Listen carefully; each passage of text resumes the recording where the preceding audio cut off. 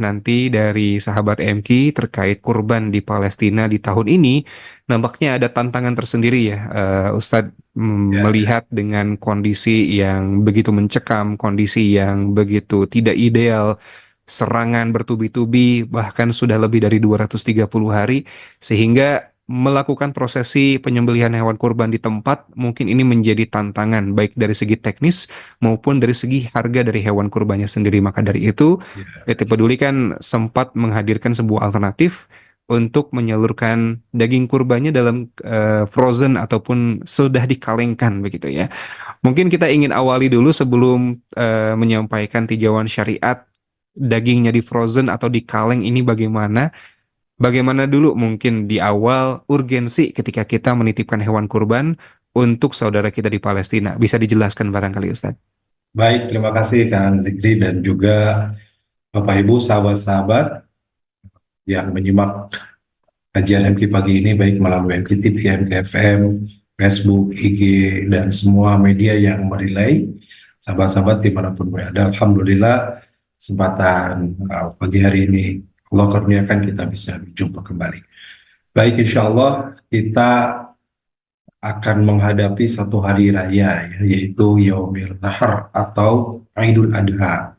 Mungkin juga ada pertanyaan Kang Zikir, ya, kenapa ini berkurban, artinya mengorbankan, kita mengeluarkan harta, tapi disebut dengan hari raya, ya. Hmm. Dalam Islam itu ada Aidain, dua hari raya, ada Idul Fitri, ada Idul Adha. Kenapa? Karena sesungguhnya hari raya itu bagi kita bukan poya-poya, bukan bersenang-senang, tapi hari raya itu di mana kita justru lekat dengan kata kurban itu sendiri. Kurban itu dari kata qoroba yuqarribu kurbanan, artinya mendekat. Sehingga seseorang yang berkurban itu adalah upaya mendekatkan diri kepada Allah Subhanahu wa taala.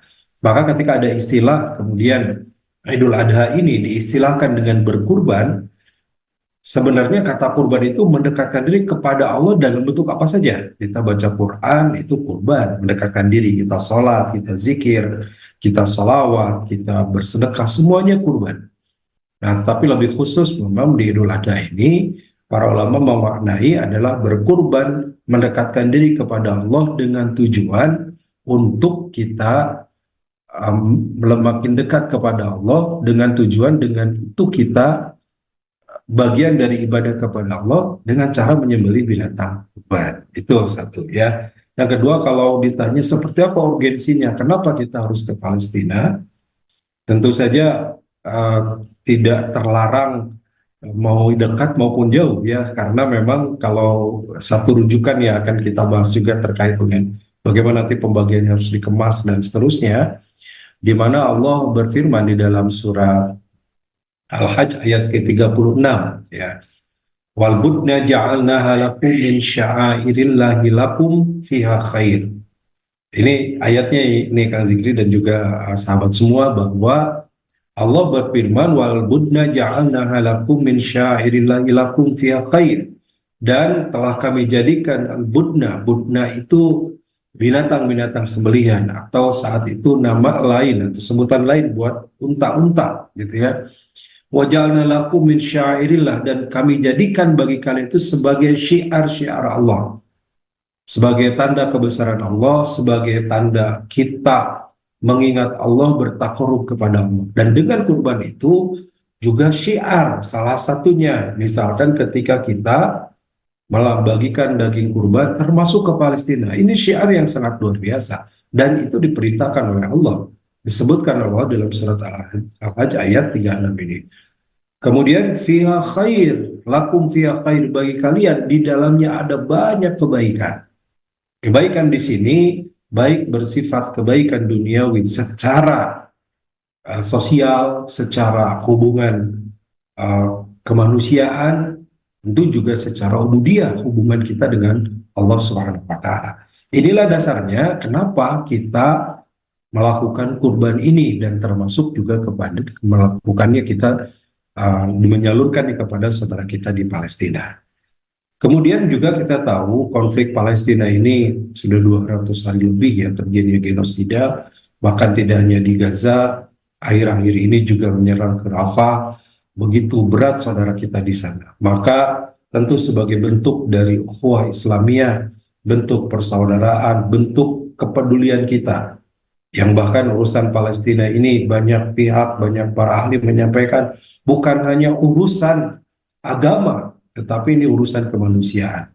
Artinya bahkan lintas agama, bahkan semua manusia mengutuk dan tidak menyetujui yang namanya penjajahan, ya tidak sepakat, tidak setuju dengan namanya genosida, apalagi gitu ya, pembantaian, penghabisan etnis. Ini satu hal yang sangat mencederai keadilan dan tentu sangat tidak baik ya secara kemanusiaan dan sangat dikutuk secara internasional. Tapi itulah yang terjadi sekarang di Palestina. Saudara-saudara kita di sana begitu berat menghadapi ujiannya sehingga tentu ini mengusik kepedulian kita, membuka hati kita untuk kita menjadi bagian, sekalipun kita tidak berjihad ke sana, sekalipun kita tidak ikut berperang memanggul senjata untuk melawan Zionis, tapi kita bisa melakukan apapun yang bisa kita lakukan yang bisa manfaat buat saudara kita di sana, dan ujungnya kembali ke kita ya. Maka disebut jihad itu dalam Al-Quran bisa dua ya, bisa bi amwalihim wa anfusihim, berjihad dengan harta dan jiwa. Kalau kita tidak bisa dengan jiwa kita tidak bisa melawan Zionis secara langsung, berangkat ke sana, berperang di sana, kita bisa membantu saudara kita dengan harta kita, dengan doa kita, dengan sedekah kita, dengan kurban kita. Itu adalah bagian dari kita melakukan jihad, ya, membela agama kita dan membantu saudara kita di Palestina. Begitu Kang Zikri sebagai pengantar. Ya, Silakan. alhamdulillah ya. Jadi memang ini menjadi sebuah momentum yang sangat tepat ya, ketika memang saudara-saudara kita sangat membutuhkan apa ya istilahnya, hadiah dari kita berupa daging-daging kurban, ketika kondisi di sana begitu sulit, apalagi bantuan-bantuan sulit masuk dan juga krisis pangan terjadi di sana. Ini menjadi salah satu pilihan yang tepat untuk kita memberikan hadiah di sana. Nah, tadi mungkin kita mulai menajam kepada teknisnya, Ustadz barangkali ya.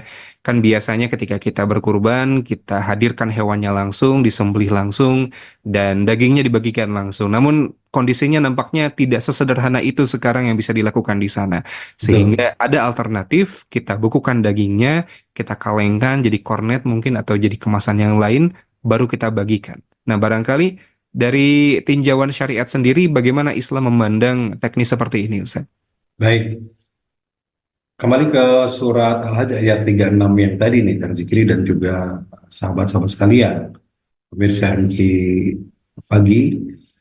Allah melanjutkan ayat ini, fadkurusmallahu alaihi as-sawaf, maka sebutlah nama Allah. Jadi ketika binatang sembelihan itu mulai dibaringkan, kemudian akan disembelih, maka fadkurusmallah, sebutlah nama Allah.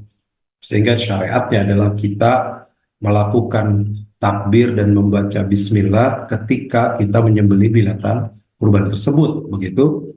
Faida wajabat junubuha fakul minha wa'at imul qani'a wal mu'tar.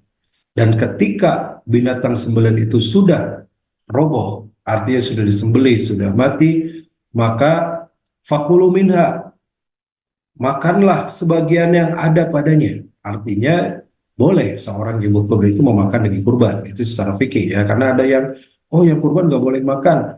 Boleh sebenarnya, karena ayat Quran juga menyebutkan fakulu minha, makanlah oleh kalian sebagiannya. Wa'at imul qani'a wal mu'tar, dan berikanlah kepada orang yang meminta dan orang yang tidak meminta. Ya, artinya ada orang yang datang meminta, siapa ya, orang dekat di sekitar kita. Tapi ada yang tidak meminta langsung, mungkin yang jauh, yang tidak ketemu dengan kita, tapi kita pun beri kepada mereka, termasuk salah satunya saudara kita di Palestina ini. Itu satu ya. Yang kedua, bagaimana dengan kemudian kita tidak bisa datang ke sana, ya, kita tidak bisa menyaksikan penyembelihannya.